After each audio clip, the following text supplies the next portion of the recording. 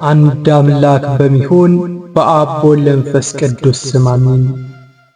ታኅሳስ 3 በዓታ ለማርያም እመቤታችን ቤተ መቅደስ የገባችበት ዕለት ነው። መልአኩ ቅዱስ ፋኑኤልም እመቤታችን ሰማያዊ ኅብስት የመገበበትና የተሾመበት ዕለት ነው። በዓታ ለማርያም የብርሃን እናቱ የድንግል ወላዲተ አምላክን የትውልዷን ነገር እንዲህ ነው።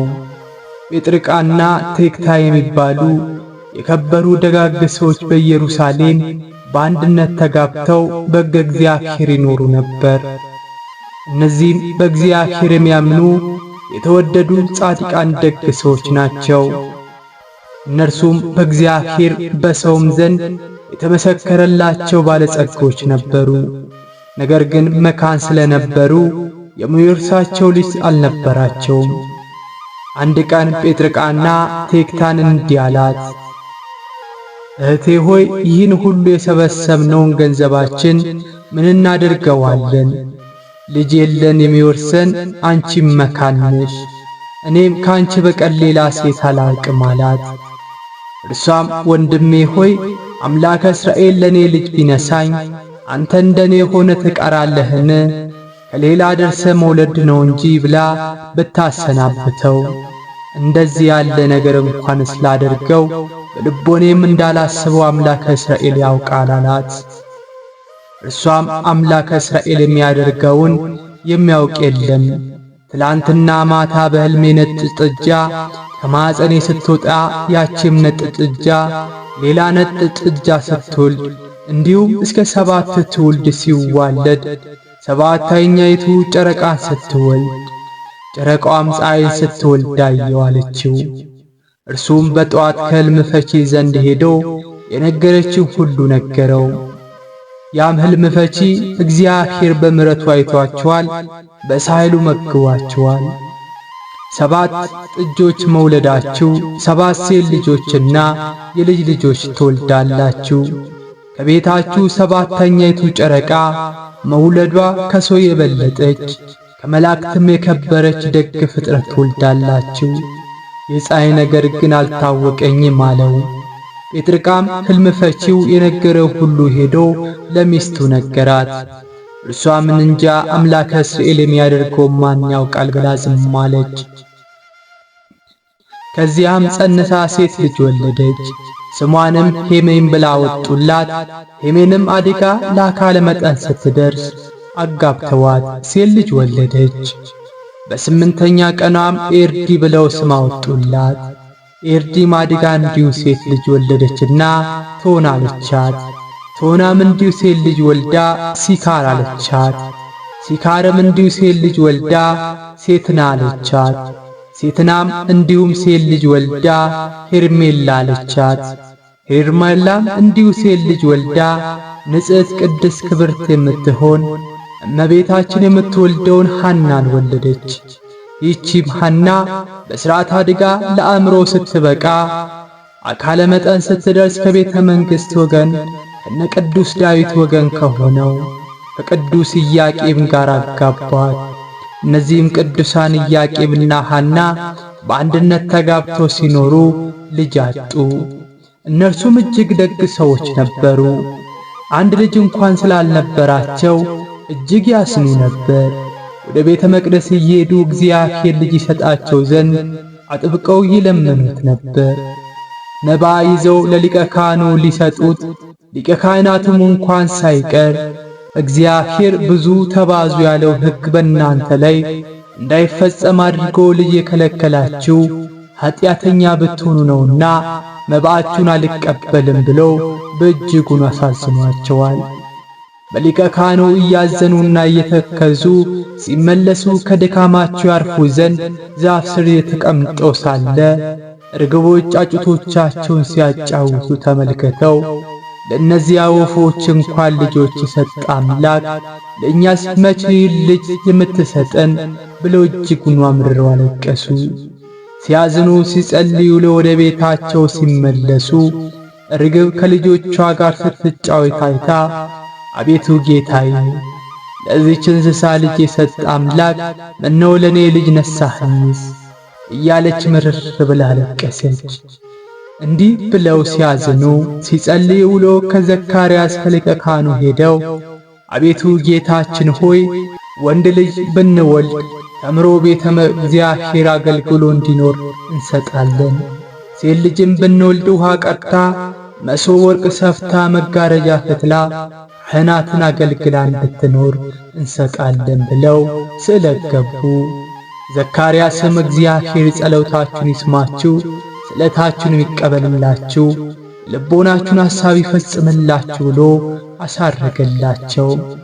ከዚህም በኋላ ቅድስት ሐናና ቅዱስ ኢያቄም ዕለቱን ራእይ አይተው ነገር አግኝተው አደሩ።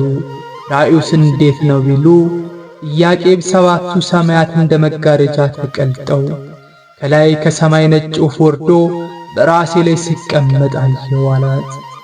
ወፍ የተባለውን ጌታችን መድኃኒታችን ኢየሱስ ክርስቶስ ነው።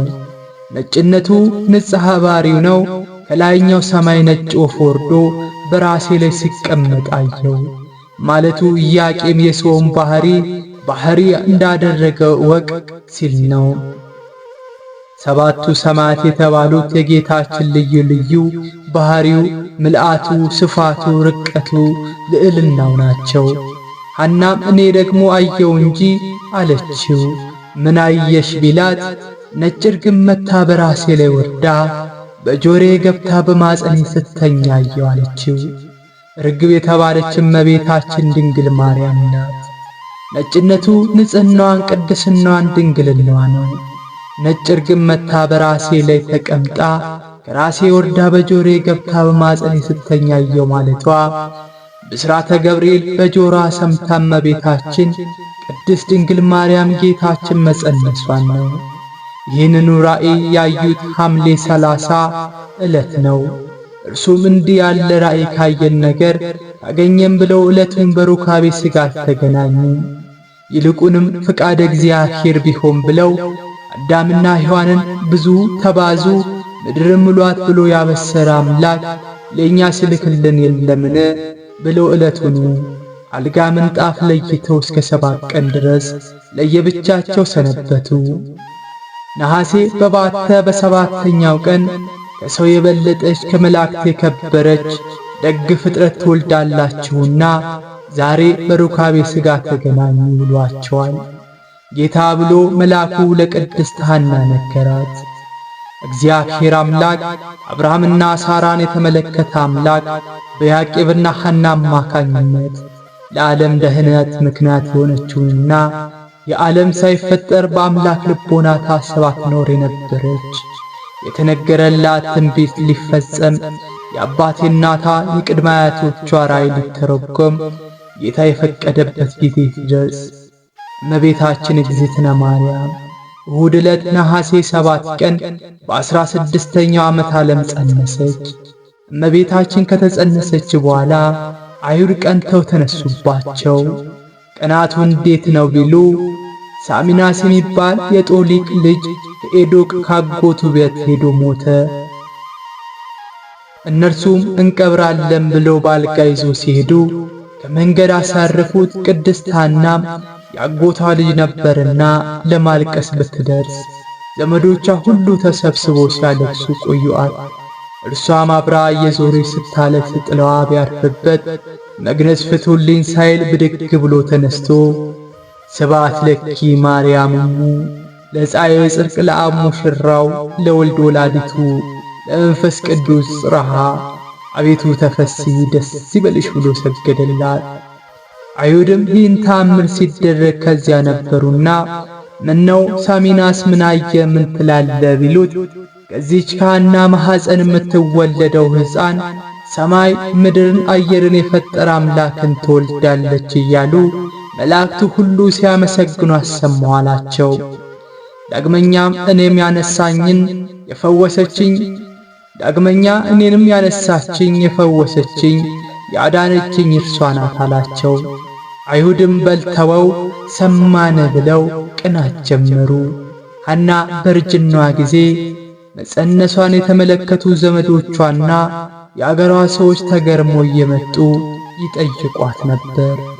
እመቤታችን ማርያም በጽንስ እያለች ብዙ ታምራትን አድርጋለች። ከእነዚህም መካከል ዓይነ ስውር የነበረችው የአርሳባን ልጅ ወደ ሐና መጥታ እውነትም ሐና መጸነሷን ለማረጋገጥ ሆዷን ዳሰሰቻት። እርሷም ሳታስበው ዓይኗን ስትነካ ዓይኗ በራላት። እመቤታችንም በተጸነሰች በ9 ወር ከ5 ቀን የግንቦት መባቻ ዕለት ግንቦት 1 ተወለደች።